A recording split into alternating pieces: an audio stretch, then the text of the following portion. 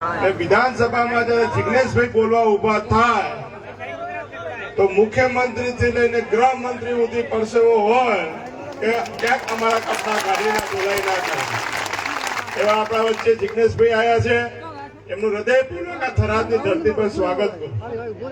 એમની સાથે હિતેન્દ્રભાઈ આવ્યા છે, ગુજરાત એસસીએલના ચેરમેન, એમનું પણ સ્વાગત કરું છું. મંચ પર બિરાજમાન સર્વે સમાજના આગેવાનોનું પણ હૃદયપૂર્વક સ્વાગત કરું છું. અને થરાદ, વાવ, સુઈગામ, લાખણી, સમગ્ર બનાસકાંઠાના સર્વે સમાજના અને ખાસ કરીને દલિત સમાજના સૌ મારા વડીલો, યુવા મિત્રો, માતા બહેનો આવ્યા છે. આપ સૌને મારા જય ભીમ કહું છું, રામ રામ કહું. હમણાં મહાદેવભાઈએ વાત કરી સંવિધાન માટેની.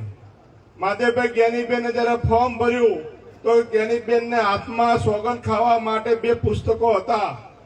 એક હતી ગીતા અને બીજું હતું સંવિધાન.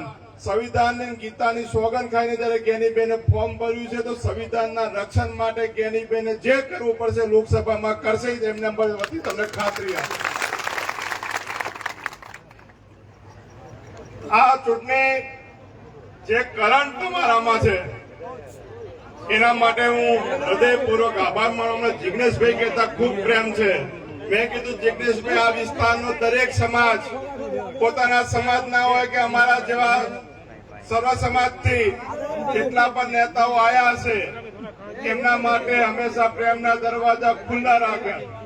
તમારા માટે તો આ વિસ્તારના લોકો, તમે કદાચ આસામની જેલમાં હતા અને અહીંયા થરાદની અંદર જયારે રેલીઓ નીકળતી ત્યારે આસામના મુખ્યમંત્રીને પણ પરસેવો આવતો એવો વિસ્તાર તમને આ પ્રેમ કરે. આજના દિવસે તમારા માટે થરાદની અંદર તમે તો ત્યાં જેલના સળિયા પાછળ હતા ત્યારે અહીંયા લોકો જેલમાં જવા તૈયાર હતા કે અમારા ભાઈને છોડો ને કે અમે પણ જેલ છોડો આંદોલન. આ લોકસભાની ચૂંટણી સમજવા જેવી છે. બનાસકાંઠાને ગઈ વિધાનસભાની ચૂંટણી તમે દેખી હશે. તમારો પ્રેમ ને લાગણી આટલી જ હતી. કદાચ આપણે થરાદમાં ચૂંટણીનું પરિણામ ના લાવી શક્યા, એમાં કોઈ સૌથી દુઃખી કોઈ હશે તો તમે બધા હતા. કેટલાના ઘરે એ દિવસે ગેસનો ચૂલો નતો હળગાયો. એ સમાજ જયારે બેઠો છે ત્યારે કહેવા માંગુ છું કે કોંગ્રેસ પાર્ટીના તડકા છોડ્યા ઘણા આયા હશે. ઘણા સમાજના લોકો આ વિસ્તારમાંથી કે બનાસકાંઠામાંથી ચૂંટણીઓ લડ્યા હશે. એ આગા પાછા થયા હશે, પણ આ સમાજ નથી તો એના માટે તમારો ખૂબ ખૂબ આભાર માનું. મારા દાદા હેમાબા આ વિસ્તારમાં ચૂંટણી લડતા ત્યારથી લઈને આ જ્ઞાનીબેન ની ચૂંટણી આવી. તમારે ઘણું બધું સહન કરવું પડ્યું છે, ઘણી બધી હેરાનગતિ થઈ છે. ઘણી વખત ચૂંટણીઓ પૂરી થયા તમને ગામની બારા કર્યા હશે, સા પાણી બંધ કર્યો હશે, તોય તમે બેઠ્યું છે. કોંગ્રેસને જીવતી રાખ્યું તો તમે રાખ્યું.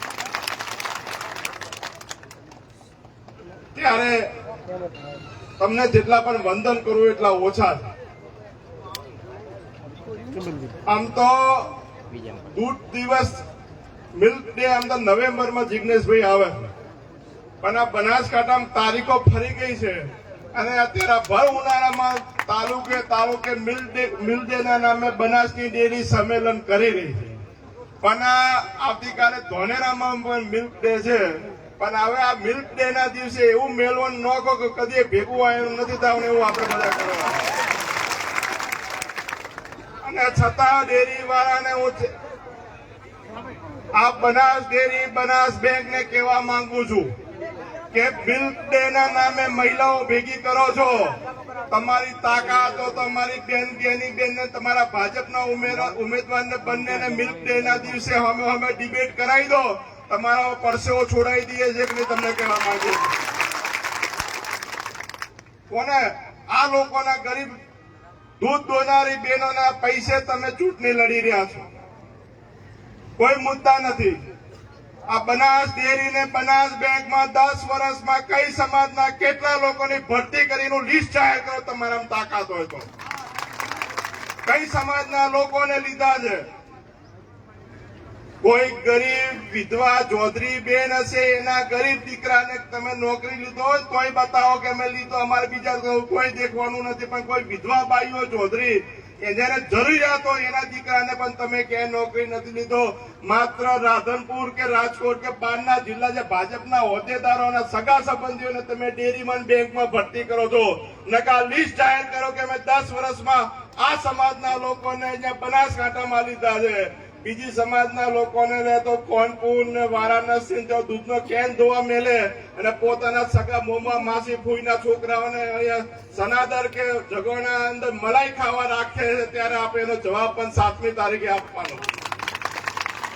અને મારી ચૂંટણીમાં પણ આ વખતે ઘણા બધા આપણા સમાજના લોકોને પણ આગેવાન હશે, એને પણ ઘણું કીધું છે તમારા છોકરાને ડેરીમાં રાખવાનો છે.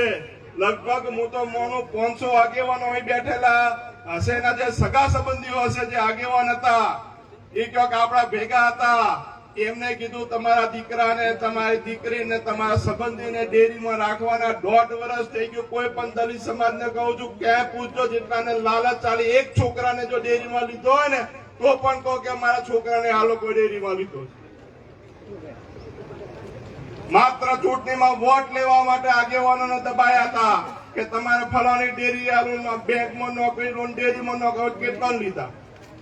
અને જે વચ્ચે જમીન હતા એ આવતા વિસ્તારમાં આવતા નથી. પેલા રાધનપુરમાં લાલચો આલી હતી, પછી વાવમાં આલી. દરેક જગ્યાએ એક વખત છેતરી જાય. પેલા રાધનપુરમાં છેતર્યા, પછી વાવમાં છેતર્યા, હવે થરાદમાં છેતર્યા. હવે દિયોદર ને ધોળેરા માધેભાઈ વારો છે એટલે ચેતવું હોય તો ચેતી જજો, કેમ કે આના ત્યાં આબાના જે બાજુ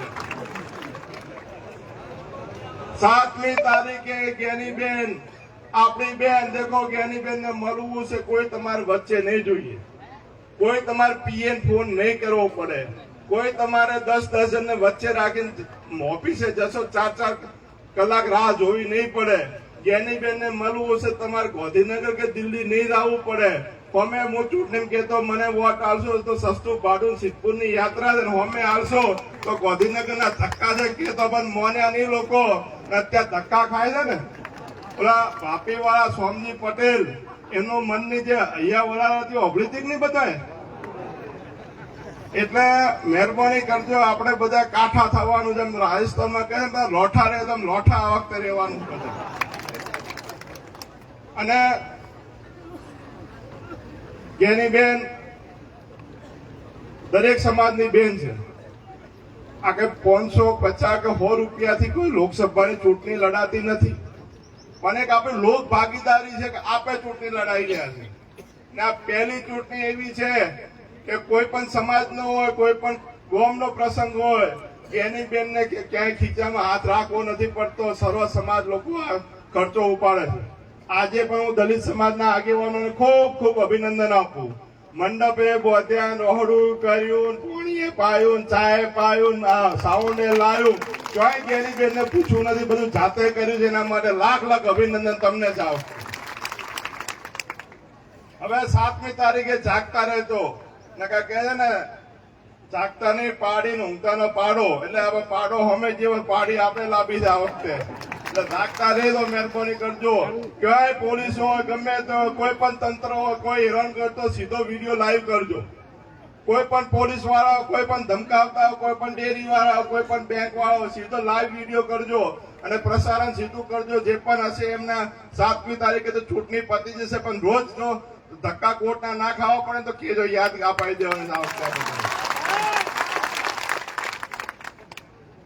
અને અમે તો હૃદયપૂર્વક આપનો આભાર માનું છું કે ગઈ વિધાનસભાની ચૂંટણીમાં આટલી બધી લોભ લાલચ હતી. અમે તો 7000 હતા, 7000 માંથી 92,000 તો તમે કર્યા હતા અમોને, એટલે એના માટે તમને અભિનંદન આપો. અને બીજું તો જિગ્નેશભાઈ ઘણું બધું કહેશે અને વાતે કરશે, પણ પૂરા મક્કમ થજો. અહીં આયા છો, નિર્ધાર કરજો. જેટલા ચોય સગા સંબંધ આડાવાળા હોય ને એને લાઈન મનાવીને લઈ આવજો. આ મારા હરદીભાઈ આયા છે, ગઈ ચૂંટણીમાં જો આગા પાછા હતા, પણ આના રટકા વાળા બધા ભેગા થઈને લઈને આયા છે. આવું બધા કરજો. આગળ પાછળ જે હોય ચમકે જેટલા જે હતા આજે દુઃખી જ છે, પણ દુઃખી મોણા અને આપણે એમને ખાલી કેવા જ આવવાનું છે કે હવે આવો ઘરે પાછા, એટલું કેવા જ આવવાનું છે. ઘણા ગઈ વખતે શિવનગરમાં ઘણા કે દારૂ બંધ કરાવવાના છે. આજે શિવનગરની ગલીએ ગળીએ આજે સ્ટેન્ડ ચાલુ કર્યા છે કે નહીં? અહીંયાને કીધું હવે પાછા આવો, હવે આયો કઈ નથી કર્યું, છેતરી ગયા. એટલે શહેર સંબંધીમાં દાદો આપણી પાસે સુવિધાઓ ઓછી છે, ગાડીઓ ઓછી છે, પણ મહેરબાની કે પોતાનું ગોમ સાચવજો, પોતાનું બૂથ સાચવજો, કોઈ બૂથ રેઢું ના રહી જાય. અને ફોન થી ટેલિફોન થી વાવમાં થરાદમાં દિયોદર લાખણી ધોનેરા બનાસકાંઠા તમારો છેડા અડતા હોય તો ભાઈયાળીઓ હોય તો કોઈ સંબંધી હોય અને હોય ચોક સોના ભોપા બેઠા હોય એને પણ વિનંતી જો તમારી બાધા અને પૂછાયણા હોય ને એને કીધું અલગ બેન માટે કાંઠા થઈને. આપ સૌને મારા રામ રામ. ધન્યવાદ સાહેબ. હવે આપણે ખરડોલથી